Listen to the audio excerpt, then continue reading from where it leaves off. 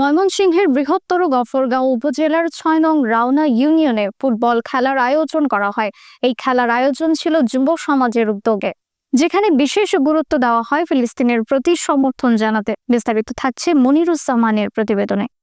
ময়মনসিংহের বৃহত্তর গফরগাঁও উপজেলার ৬ নং রাউনা ইউনিয়নে ফুটবল খেলার আয়োজন করা হয়। এই খেলার আয়োজন ছিল যুব সমাজের উদ্যোগে, যেখানে বিশেষ গুরুত্ব দেওয়া হয় ফিলিস্তিনের প্রতি সমর্থন জানাতে।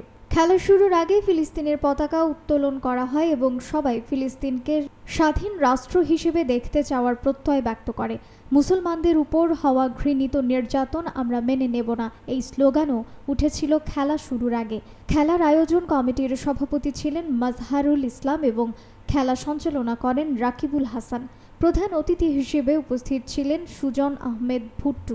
বিশেষ অতিথি হিসেবে ছিলেন মোহাম্মদ করিম মিয়া এবং ৬ নং রাউনা ইউনিয়নের বিএনপির সদস্য মিন্টু। এছাড়াও দূর দূরান্ত থেকে হাজারো দর্শক খেলা দেখতে উপস্থিত ছিলেন। খেলাটি ১-১ গোলে ড্র হওয়ায় ট্রাইফের মাধ্যমে ম্যাচটি শেষ হয়। আলমাস একাদশ জয়লাভ করে এবং পরাজিত হয় মায়ের দোয়া একাদশ। আমাদের খেলা সুন্দরভাবে শেষ হয়েছে, এই জন্যই আমি এলাকার যারা আয়োজক তাদেরকে জানাই আমি আন্তরিক ধন্যবাদ।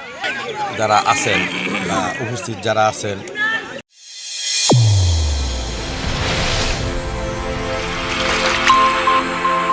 চ্যানেল A1 হৃদয়ের স্পন্দন।